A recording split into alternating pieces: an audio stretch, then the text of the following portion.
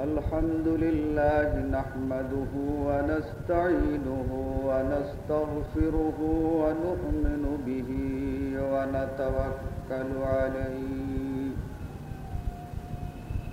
ونعوذ بالله من شرور أنفسنا ومن سيئات أعمالنا من يهده الله فلا مضل له ومن يضلله فلا هادي له ونشهد أن لا إله إلا الله وحده لا شريك له ونشهد أن محمدًا عبده ورسوله أما بعد فإن خير الحديث كتاب الله وخير الهدي هدي محمد صلى الله عليه وسلم وشر الأمور محدثاتها وكل محدثة بدعة وكل بدعة ضلالة وكل ضلالة في النار أعوذ بالله من الشيطان الرجيم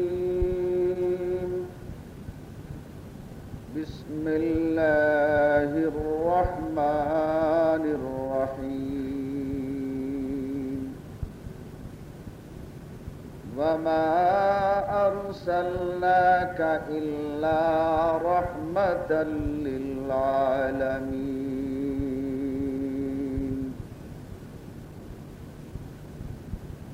আল্লাহ রব্বুল আলামিনের লাখ লাখ শুকর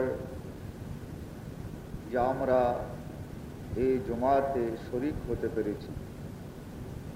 নবী মুহাম্মদুর রাসূলুল্লাহ সাল্লাল্লাহু আলাইহি ওয়াসাল্লামের উপরে লাখো সালাত ও সালাম, যার প্রদর্শিত পথ আর হেদায়েতকে আমরা ন্যায় এবং সত্যকে জানতে বুঝতে পেরেছি, সাধ্যমতো অবলম্বন করার তৌফিক পেয়েছি। আরবি এই যে মাস, এই মাসটিতে আমাদের দেশে এক বিশেষ অনুষ্ঠান হয় যা আমরা সকলেই জানি, যার নাম হচ্ছে ঈদে মিলাদুন নবী। নবী মুহাম্মদুর রাসূলুল্লাহ সাল্লাল্লাহু আলাইহি ওয়াসাল্লাম এ মাসেই জন্মগ্রহণ করেন এবং এ মাসেই তিনি ইন্তেকালও করেন। ইতিহাসের নির্ভরযোগ্য সাক্ষ্যতে এটাই প্রমাণিত যে রাসূল সাল্লাল্লাহু আলাইহি ওয়াসাল্লাম রবিউল আউয়াল মাসের ৯ তারিখে জন্মগ্রহণ করেছেন, ১২ তারিখের নয়। এবং ইতিহাসের প্রমাণিত তথ্য দ্বারা এটাই স্থির হয় যে রাসূল সাল্লাল্লাহু আলাইহি ওয়াসাল্লাম ১২ তারিখে মৃত্যুবরণ করেছেন। ইতিহাসের বইগুলো এখন বাংলায় তর্জমা হয়ে গেছে। তার জন্ম এবং মৃত্যুর উপরে যথেষ্ট আলোচনা সিরতে ইবনে হিশামে রয়েছে এবং এই সিরতে ইবনে হিশাম গত রমজানেই ২ খণ্ডে অনুবাদ হয়ে বেরিয়ে গেছে। ইসলামী ফাউন্ডেশন অর্ধেক করেছিল, কিন্তু এখন আধুনিক প্রকাশনী তারা প্রথম এবং দ্বিতীয় ২ খণ্ডই বাংলাতে বের করেছে। তো রাসূল সাল্লাল্লাহু আলাইহি ওয়াসাল্লাম রবিউল আউয়াল মাসের 9 তারিখে জন্মগ্রহণ করেন এবং 12 তারিখে ইন্তেকাল করেন। কিন্তু আজকে আমাদের সমাজে 12 তারিখটাই অর্থাৎ মৃত্যুর দিনটাই তার জন্মগ্রহণের দিন হিসাবে স্থির হয়েছে। যা হোক, এটা একটি ঐতিহাসিক বর্ণনার আগ-পাশ। তবে এই মাসেই তিনি জন্মগ্রহণ করেছিলেন এবং এ মাসেই তিনি ইন্তেকালও করেছেন। মুসলমানের মাঝে যে প্রথাটি চালু আছে তা হচ্ছে ঈদে মিলাদুন নবী। এর আজকে মিছিল হচ্ছে, র্যালি হচ্ছে বিভিন্ন জায়গাতে। এই উপলক্ষে অনেক ওয়াজ মাহফিলও হচ্ছে। উদ্দেশ্য হচ্ছে রাসূল সাল্লাল্লাহু আলাইহি ওয়াসাল্লামকে স্মরণ করা।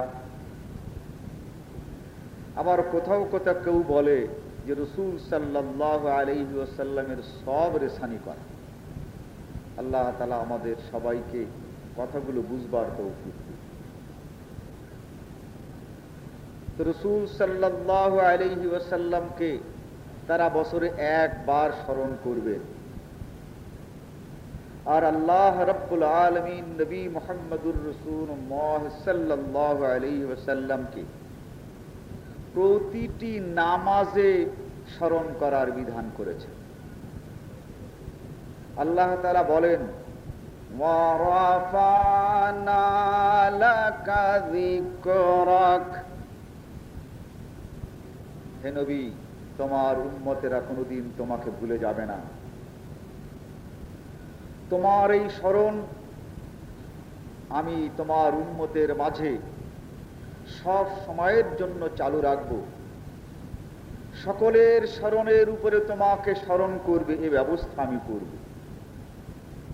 ব্যবস্থাটা হচ্ছে এই, নামাজ আপনি পড়ুন, সেটা জানাজার নামাজই হোক আর বৃষ্টি পাওয়ার নামাজই হোক, পড়তে হয় আপনাকে আল্লাহুম্মা সাল্লি আলা মুহাম্মাদিন ওয়া আলা আলি মুহাম্মাদিন কামা সাল্লাইতা আলা ইব্রাহিম ওয়া আলা আলি ইব্রাহিম ইন্নাকা হামিদুম মাজিদ। এই আল্লাহুম্মা সাল্লি আলা মুহাম্মাদ, এই দুরূদ ছাড়া কোনো নামাজই তো হয় না।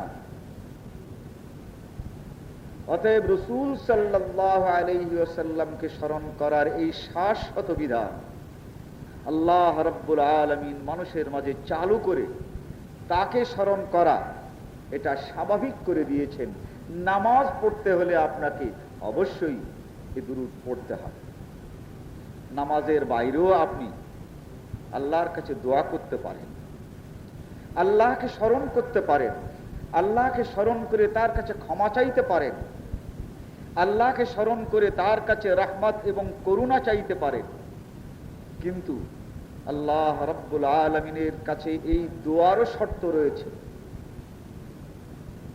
রাসূল সাল্লাল্লাহু আলাইহি ওয়াসাল্লাম বলেন, যে দোয়াতে দুরূদ পড়া হয় না, ওই দোয়া ওই ব্যক্তি আর আল্লাহর মাঝে ঘোরাফেরা করে, আল্লাহর কাছে পৌঁছায় না। তো আল্লাহকে স্মরণ করে যে দোয়া করা হলো, এই দোয়াও আল্লাহর কাছে পৌঁছাবে না যদি না সেখানে তার আগে অথবা পরে নবী মুহাম্মদুর রাসূলুল্লাহ সাল্লাল্লাহু আলাইহি ওয়াসাল্লামের দুরূদ না আসে। এই সালাত যদি না আসে, তাহলে আল্লাহকে স্মরণ করে যে দোয়া করেছেন ওটাও আল্লাহর কাছে পৌঁছাবে না। এটা আল্লাহরই কথা, এটা হাদিসে কুদসি। তাহলে নবী মুহাম্মদুর রাসূলুল্লাহ সাল্লাল্লাহু আলাইহি ওয়াসাল্লামকে স্মরণ করার এই শাশ্বত বিধান, সেখানে একটি মাসে স্মরণ করে হবে কি? তবে একটু কথা আছে। যারা নামাজ পড়ে না প্রতিদিন, এই নামাজের মধ্যে যারা স্মরণ করে না আল্লাহর কাছে, যারা দোয়া করে না,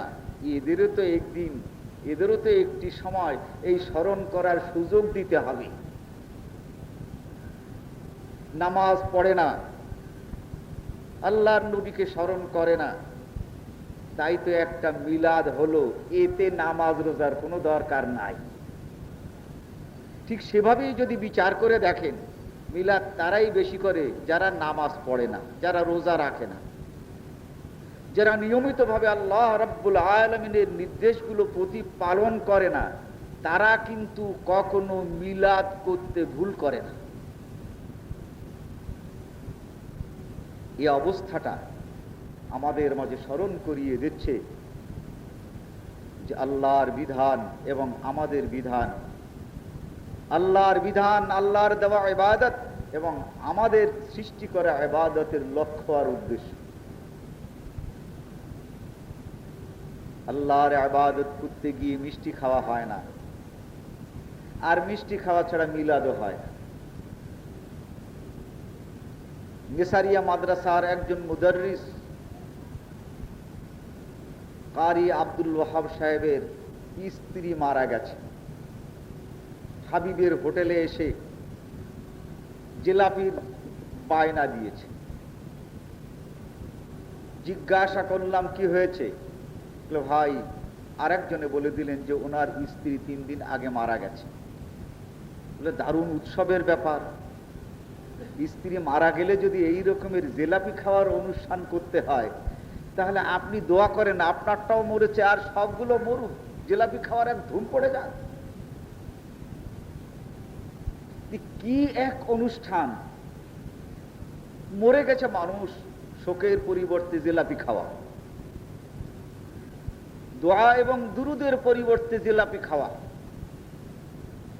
এই মিলাদ এমনই একটি অনুষ্ঠান, আমাদের দেশে বলে চিংড়ি মাছ।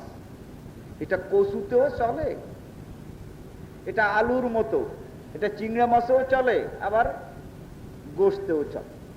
চিংড়ি মাছ সবটাতে চলে, এই শাপলাতেও চলে, শোষাতেও চলে। এই মরে গেলেও এই মিলাদ, আর সন্তান জন্ম হলো এই একই মিলাদ। এই অনুষ্ঠান এটা এলো কোন জায়গা থেকে? এটা আমাদের মধ্যে কিভাবে প্রবেশ করল? মাদ্রাসায় যে সকল ডিকশনারি আছে তার মধ্যে সবচেয়ে ফেমাস ডিকশনারি এখন অ্যারাবিক টু অ্যারাবিক তো অনেক জায়গায় নাই। তার কারণ অ্যারাবিক টু অ্যারাবিক অনেকে এখন আর বুঝতেও পারে না। তো এই আরবির অর্থ যা উর্দুতে আছে, এই রকমের একটা ডিকশনারি প্রায় সকল মাদ্রাসাতেই আছে, যার নাম হচ্ছে মিসবাহুল লুগাত এবং আল মুনজিদ আরবি উর্দু। এতেই আপনি পাবেন ঈদে মিলাদ, অর্থাৎ হযরতে ঈসা আলাইহিস সালাতু ওয়াস সালামের জন্মদিনের খুশি, ঈদে মিলাদ। এই ঈদে মিলাদ ঈসা আলাইহিস সালাতু ওয়াস সালাম এই প্রত্যেক মাদ্রাসার এই ডিকশনারিতেই আছে।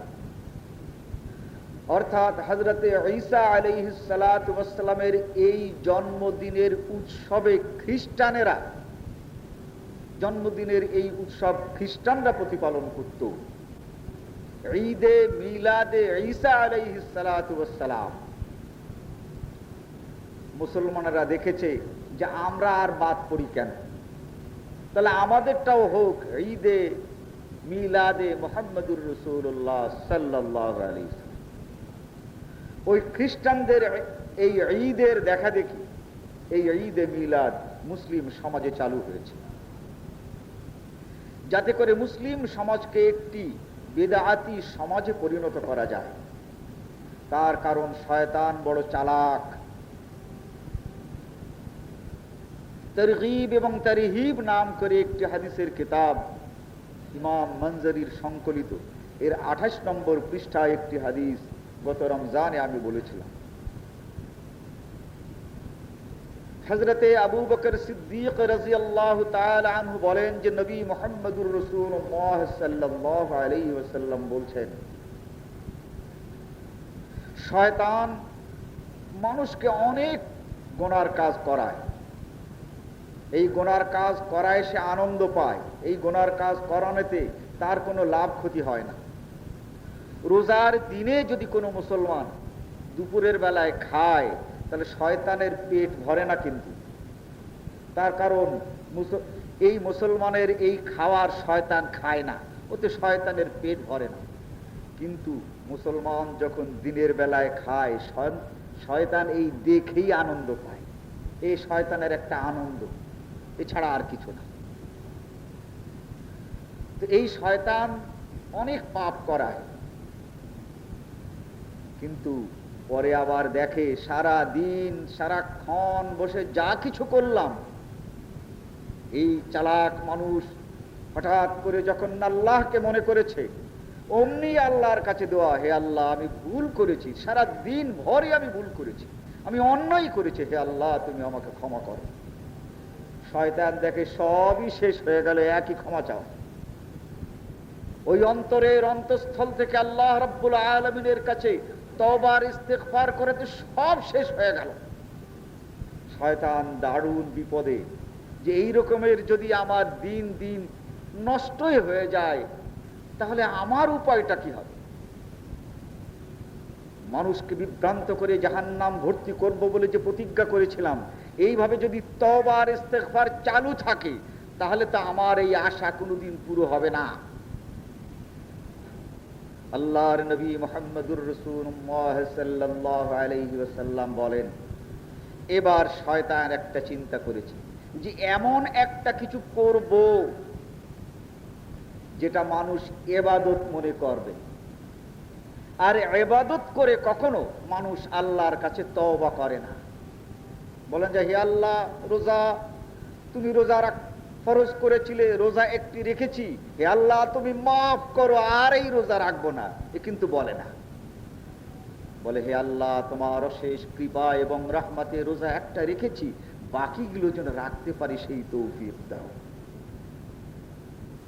কেউ যদি নামাজটি আদায় করতে পারে, তাহলে বলে আল্লাহর কাছে, হে আল্লাহ এই দিনের পয়লা ওয়াক্ত নামাজ আমি আদায় করতে পেরেছি, বাকি নামাজগুলো যেন আদায় করতে পারি সেই তৌফিক দাও। তাই ইবাদত করে মানুষ কখনো আল্লাহর কাছে তওবা করে না, তৌফিক চায়, আরো করার তৌফিক চায়, ইবাদত করে কেউ তওবা করে না। শয়তান এবার চিন্তা করেছে, এই মানুষের মাঝে এমন এমন ইবাদত তৈরি করব যেগুলোকে ওরা ইবাদত মনে করবে, আর সেইগুলো করার পর আরো যেন করতে পারি সেই তৌফিক চাবে, কোনোদিন তওবা করবে না। এই ইবাদতের নামই হচ্ছে বিদআত। ইবাদত চালু করে দিব, সবিনা খতম। হায় হায় কি বড় ইবাদত! নবী মুহাম্মদুর রাসূলুল্লাহ সাল্লাল্লাহু আলাইহি ওয়াসাল্লামের কাছে জিজ্ঞাসা করা হলো, হে আল্লাহর নবী, আমি একদিনে কোরআন মজিদ খতম করতে পারি, এটা কি করব? তিরমিজি শরীফের হাদিস এবং সহিহ হাদিস। এই হাদিসটি আপনারা মিশকাতের মধ্যে মাওলানা নূর মোহাম্মদ আজমি সাহেবের ফাজাইল কোরআনের 2য় ফসল দেখবেন, যে আমি একদিনে কোরআন খতম করতে পারি। আল্লাহর নবী বলে যে না, তা হবে না। বলি ইয়া রাসূলুল্লাহ 2 দিনে? বলে তাও হবে না।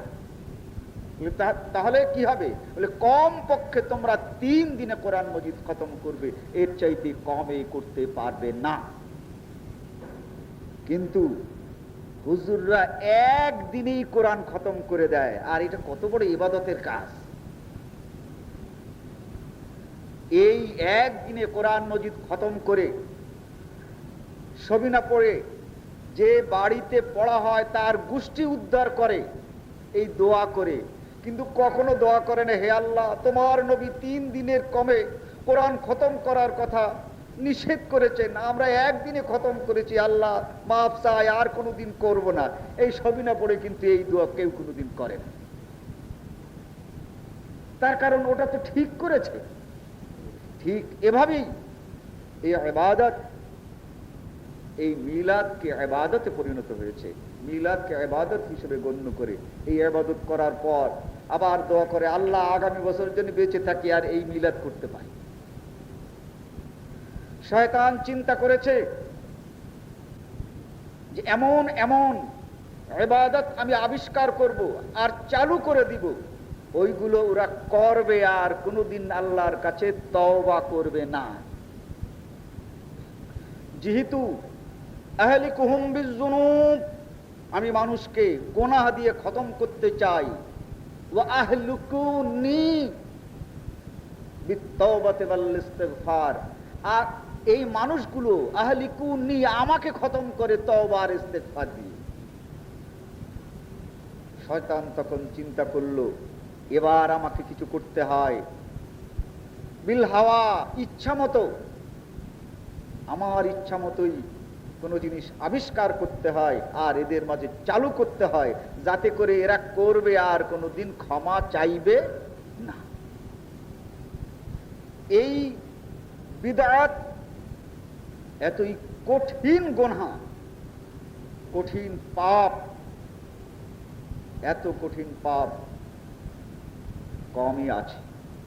মনে করুন 1 ড্রাম 1 মণ দুধ, এর ভিতরে যদি 1 চা চামচ পেশাব ফেলে দেওয়া হয়, গোটা এই দুধটাই নাপাক হয়ে যায়। দুধ বেশি, পেশাব কম, কিন্তু এই এত দুধ ওই 1 চামচ পেশাবকে পাক করতে পারে নাই। পেশাবের শক্তি দুধের চাইতে অনেক বেশি। ঠিক ইসলামে এই বেদাতের শক্তি নেকির তুলনায় অনেক বড়। ইবনে মাজাহ শরীফের 6 নম্বর পৃষ্ঠায় একটি হাদিস, রাসূল সাল্লাল্লাহু আলাইহি ওয়াসাল্লাম বলেন, ইন্নাল্লাহা লা ইয়াকবালু লিসাহিবিল বিদআতি সাওমান ওয়ালা সালাতান ওয়ালা হজ্জান ওয়ালা উমরাতান ওয়ালা জিহাদান ওয়ালা সারাফান ওয়ালা আদালা। যে ব্যক্তি বিদআত করে তার নামাজ, রোজা, হজ, যাকাত, ফরজ, নফল কিছুই আল্লাহর কাছে কবুল হয় না। বুখারী শরীফের ইতিসাম বিল কিতাবে ওয়াস সুন্নতে নবী মুহাম্মদুর রাসূলুল্লাহ সাল্লাল্লাহু আলাইহি ওয়াসাল্লামের হাদিস, মান আহদাসা ফিহা হাদাসান ফালাইহি লানাতুল্লাহি ওয়াল মালাইকাতি ওয়ান নাস আজমাইন লা ইয়াকবালুল্লাহু মিনহু সারাফান ওয়ালা আদালা। যে ব্যক্তি বিদআত করে তার উপরে আল্লাহর লানত, ফেরেশতাদের অভিশাপ, দুনিয়ার সকল মানুষের অভিশাপ পতিত হোক। আল্লাহর নবী বদদুয়া করছেন যে আল্লাহর অভিশাপ তার উপরে পতিত হোক, ফেরেশতাদের অভিশাপ পতিত হোক, দুনিয়ার সকল মানুষের অভিশাপ পতিত হোক। এই অভিশপ্ত মানুষ, সে যদি কোনো ফরজ ইবাদত করে তাও আল্লাহ তাআলা কবুল করবেন না। এই অভিশপ্ত মানুষ যদি কোনো নফল ইবাদত করে তাও আল্লাহ তাআলা কবুল করবেন না। লা ইয়াকবালুল্লাহু মিনহু সারাফান ওয়ালা আদালা। এই মিলাদ একটি বিদআত। এই মিলাদ করার কারণে নামাজ, রোজা, হজ, যাকাত আল্লাহর রাসূলের কথা মতো কিছুই আর বছর ভরে হবে না। এর চেয়ে শয়তানের বিজয় আর কি হতে পারে? সারা বছর ধরে নামাজ, রোজা, হজ, যাকাত করা হবে, অথচ কোনোটাই আল্লাহ তাআলা গ্রহণ করবেন না। যে এই বিদআত করার কারণে, তাহলে সারা বছর যারা নামাজ পড়ছে আর বিদআত করছে, শয়তানের তো আর কিছু করার দরকার নাই, যেহেতু নামাজ তো আল্লাহ তাআলা গ্রহণই করবে না। এই বিদআত থেকে মানুষকে বিরত রাখার জন্য বলতে হবে, বুঝাতে হবে। আর এইটাই চালু হলো নবী মুহাম্মদুর রাসূলুল্লাহ সাল্লাল্লাহু আলাইহি ওয়াসাল্লামের শানে আর তার নামে। বলে যে এর ভিতরে তো আমরা কিছুই করি না। এখানে একসঙ্গে আমরা সবাই বসি, কোরআন শরীফ তেলাওয়াত করি, একসঙ্গে বসি, এখানে আমরা দুরূদ শরীফ পড়ি, একসঙ্গে বসি, আমরা কিছু ওয়াজ নসিহত করি।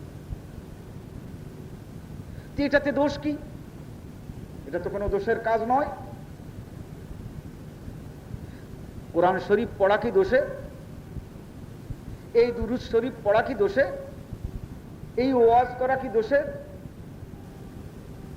সবই দোষের। আপনি একটি লোকের বাড়ি জোর করে দখল করলেন, লোকটাকে ঘাড় ধাক্কা দিয়ে রাস্তায় বের করে দিলেন।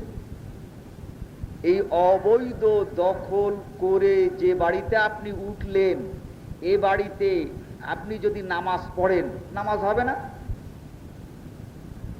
হয়তো উচিত, তার কারণ নামাজের মধ্যে তো কোনো ভুল হয় নাই, ওই বাড়ি নেওয়ার ক্ষেত্রে একটু ভুল যা হয়েছে তাই। বাড়িটা জোর করে দখল করেছেন, অবৈধ দখলদার। এই বাড়িতে বসে কত রোজা রেখেছেন, রোজা হবে না? কেন হবে না? রোজায় তো মশলা ঠিক আছে, কিন্তু এই বাড়িটাই আপনি দখল করেছেন, এই যা অপরাধ, এতে তো কোনো অসুবিধা নাই। দোকানের থেকে চুরি করেছেন কাপড়, তা দিয়ে জামা পায়জামা আর পাগড়ি বানায় দস্তুর মতো ইমামতি করছেন, নামাজ হবে না কেন? নামাজের মশলায় তো কোনো ফাঁক নাই। এই কাপড়টা হয়তো চুরি করে এনেছেন, তাই দিয়ে জামা পায়জামা বানাইয়ে আল্লাহু আকবার বলছেন, অসুবিধা কি? ছাগল খাওয়া তো হারাম নয়, এই যা চুরি করে আনা হয়েছে, এই যা চুরি করে এনে যদি ছাগল দিয়ে আমি কাবাব বানাই, তা দিয়ে যদি আমি পোলাও বিরিয়ানি করি, ছাগল খাওয়া তো হারাম, হারাম নয়, হালাল। তবে এ খাওয়া যাবে না কেন?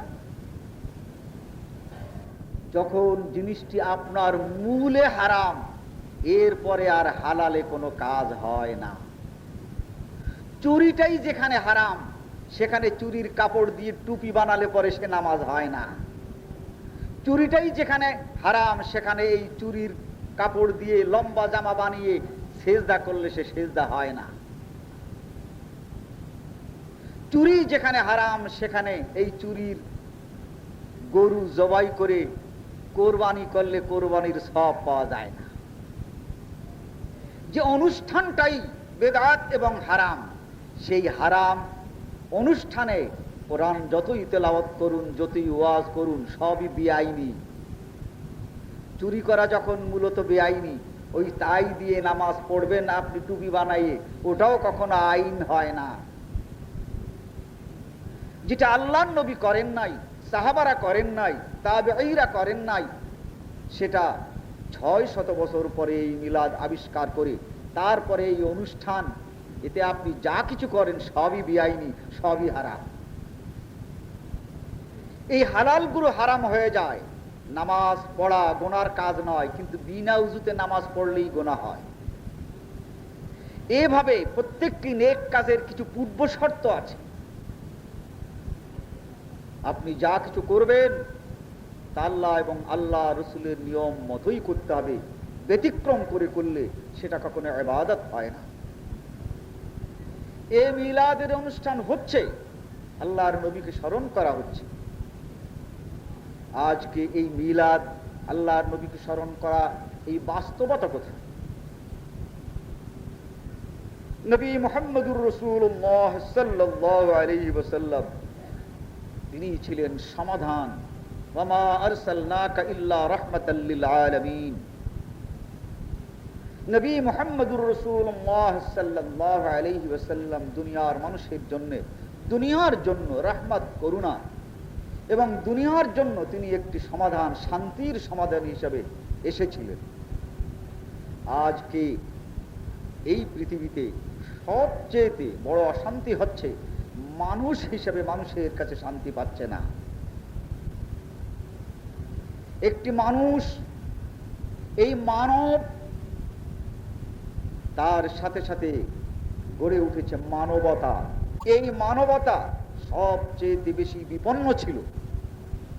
সেই সময় মানবতা বিপন্ন ছিল অবৈজ্ঞানিক পন্থায়, আর বর্তমান মানবতা বিধ্বস্ত হচ্ছে বিজ্ঞানসম্মত পন্থায়। অবস্থাটা একই। তখন মানুষকে মানুষ মেরে ফেলতো পাথর মেরে মেরে,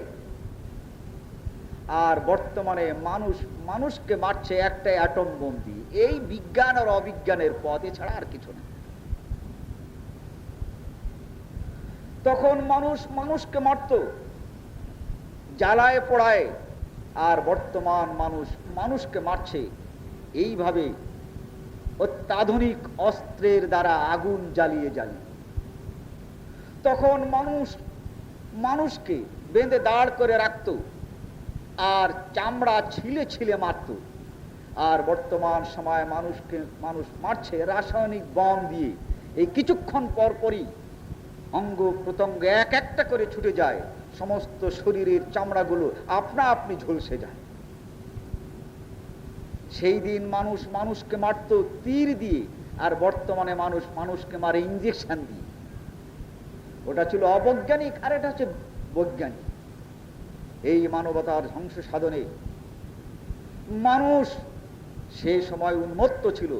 নবী মুহাম্মদুর রাসূলুল্লাহ সাল্লাল্লাহু আলাইহি ওয়াসাল্লাম এই মানবতাকে আবার ফিরে এনেছিলেন, মানুষের মনে মানবতাবোধ সৃষ্টি করেছিলেন।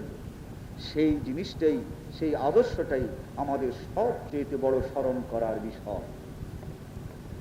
নবী মুহাম্মদুর রাসূলুল্লাহ সাল্লাল্লাহু আলাইহি ওয়াসাল্লাম এই কাজটি কিভাবে করেছিলেন সেই ইতিহাস যদি আমরা দেখি, সেই অবস্থাটা যদি আমরা আমাদের সামনে আনি, তাহলে সর্বপ্রথম যে কার্যক্রম আমাদের সামনে পড়ে তা হচ্ছে ব্যক্তি নবী মুহাম্মদুর রাসূলুল্লাহ সাল্লাল্লাহু আলাইহি ওয়াসাল্লাম।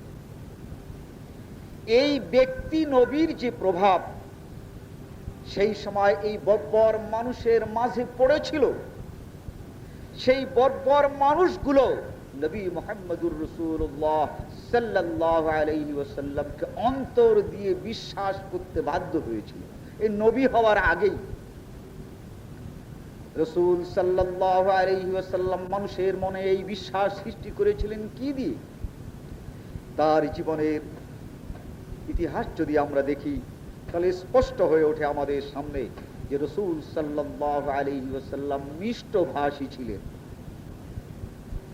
তিনি অন্যায়ের প্রতিবাদ করতে গিয়ে যে ভাষা ব্যবহার করতেন,